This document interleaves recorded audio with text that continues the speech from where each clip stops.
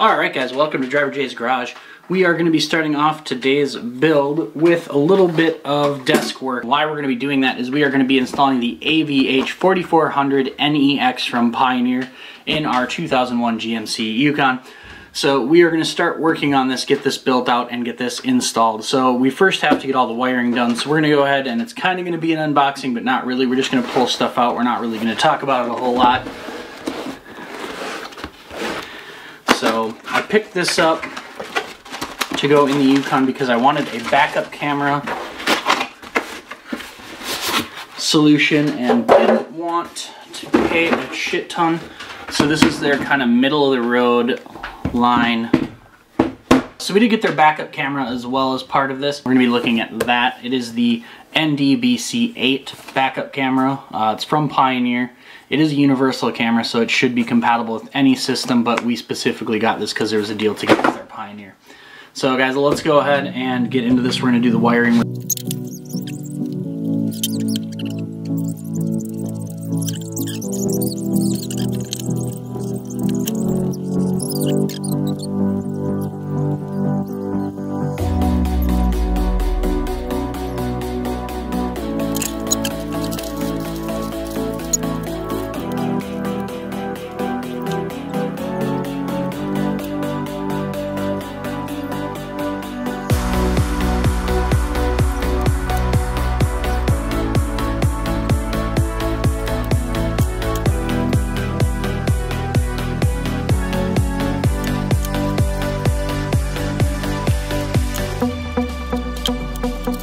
Welcome to the garage. Now that we are down here, the first thing we're going to do to make sure we don't run into any issues is we're going to go ahead and disconnect the negative battery terminal on the Yukon here. So we're going to go ahead and pop the hood. Once we get that done, we will get the hood opened up and the negative battery terminal disconnected. So let's go ahead, get in here and do that. So there's our hood latch popped. We're going to go ahead, head up front, and reach underneath here and pop our hood. Alright, we're going to go ahead and pull out our battery wrench, and we're going to go ahead and disconnect the negative terminal here.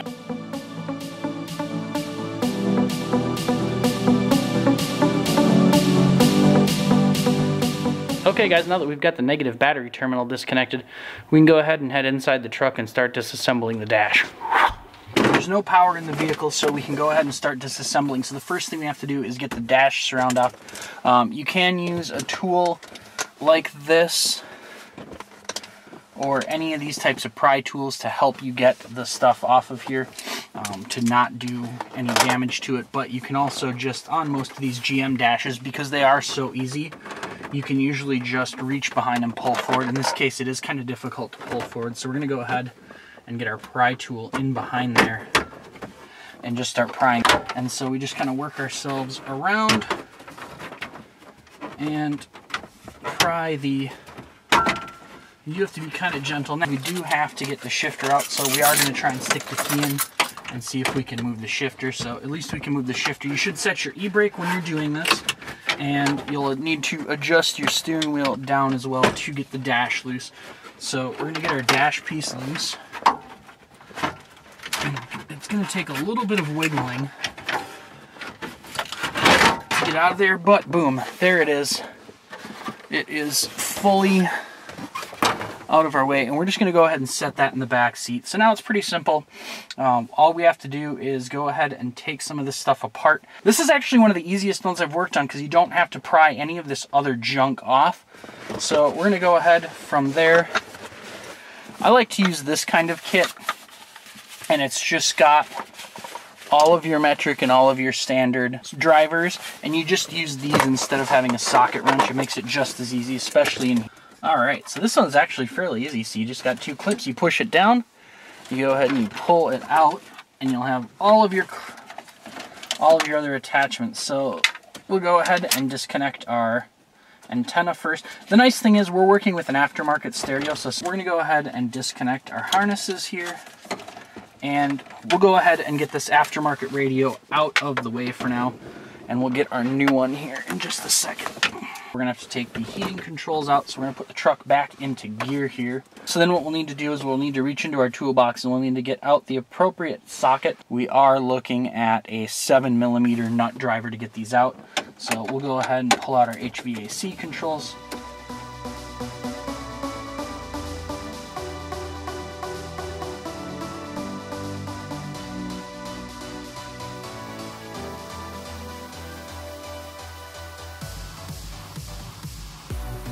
Push down on those tabs to get it to release as well as the nut, and then we'll pull that out, and then we'll disconnect the wiring harnesses at the back. You should in most cases just be able to push these down with your finger. If you can't with just your finger, a small screwdriver will do, and you just push down the clip gently and pull it out the back.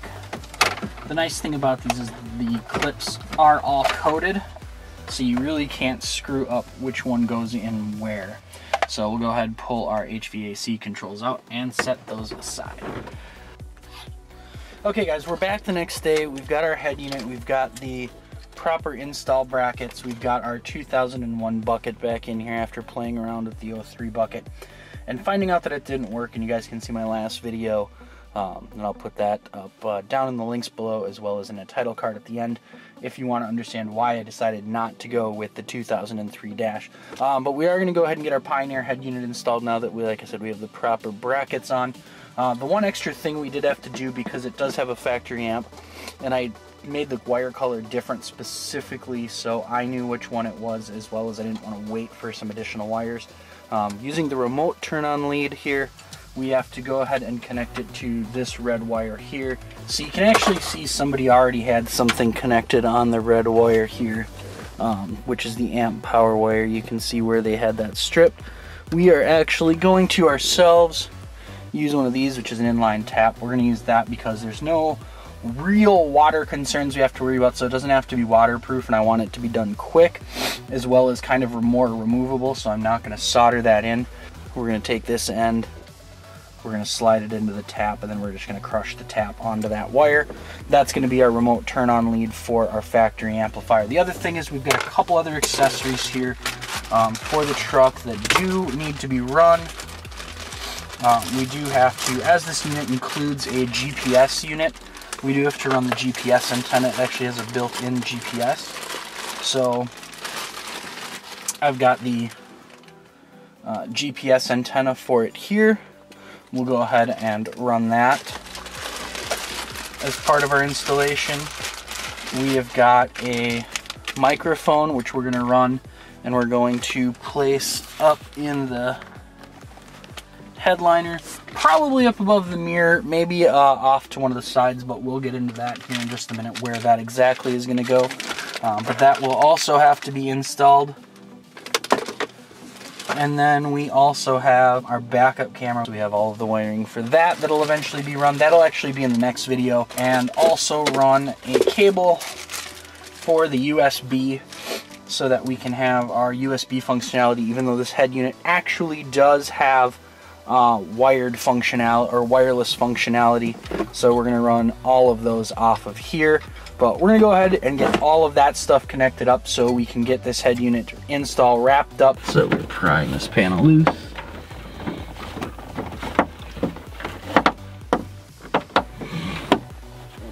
I don't think we're going to be able to pull this fully down, but at least we'll be able to get it out of the way and get the cabling run for the microphone.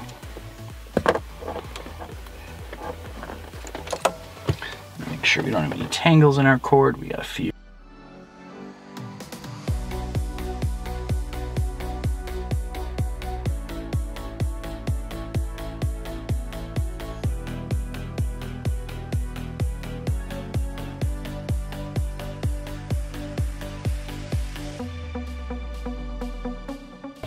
Alright, so we're just going to reach over here and we're going to pull out this fuse box right here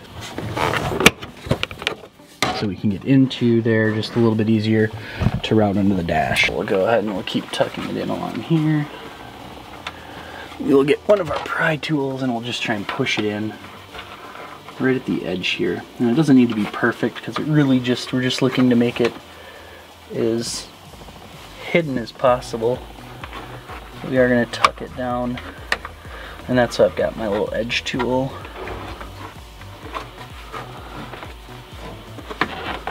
There we go. There, beautiful. All right. Now we've got it all tucked in. See, we've tucked it in along the edge there. We're running it right down here. And I apologize, my light rig doesn't get over to here, so we don't have the greatest light, but we're gonna get underneath and we're gonna route it down through the dash, back up and into the head unit. So to make this job as easy as possible, we've got a couple of 7mm screws. You've got one right here. It's a little bit hard to see with the lighting, but it's right next to the brake release. And we've got another one right here, and we'll get that other screw out of there. And these are 7mm, just like all the radial bucket bolts.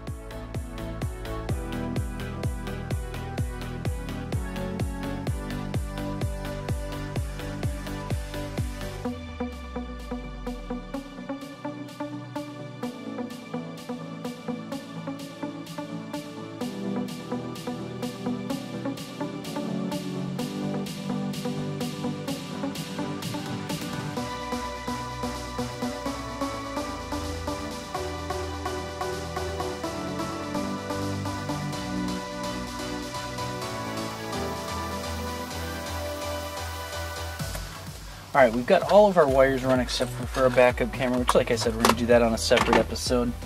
So we've got our tap here. We're going to go ahead and just get that ready. Okay, so we've got our tap partially on here.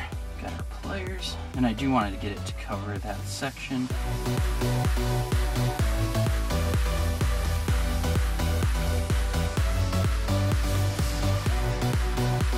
Now that we've got all the wiring done, we've just got to go ahead and plug a few things in.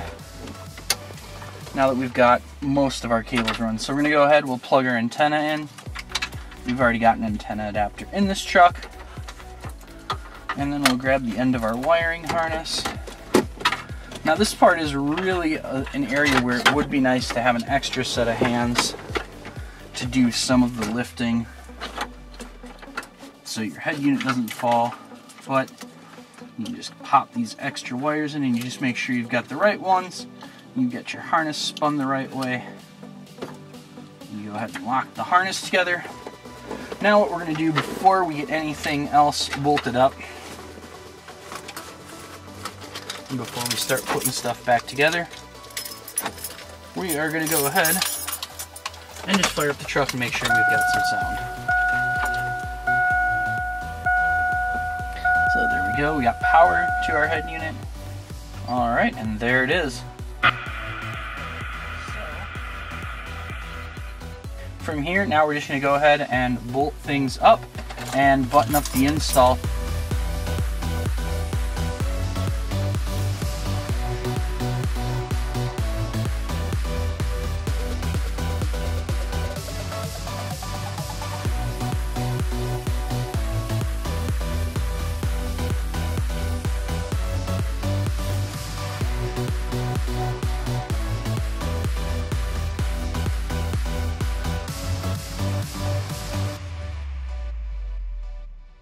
Radio, or getting our fascia back into position. And we'll be careful not to break anything here.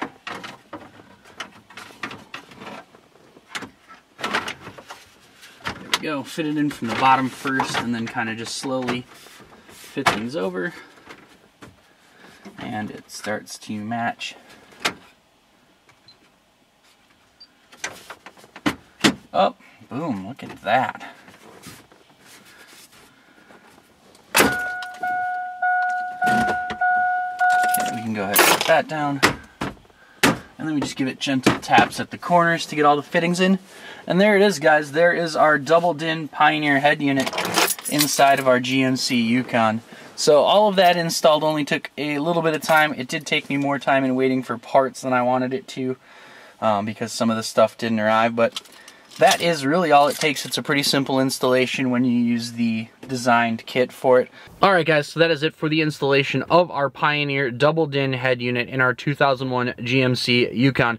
Guys, if you did enjoy the video, make sure you click that thumbs up, as well as if you are new here, make sure you click the subscribe button down below and the notification bell up in the top right hand corner to make sure you get notifications every release that we do for the Yukon here or any of our other projects at Driver J's Garage.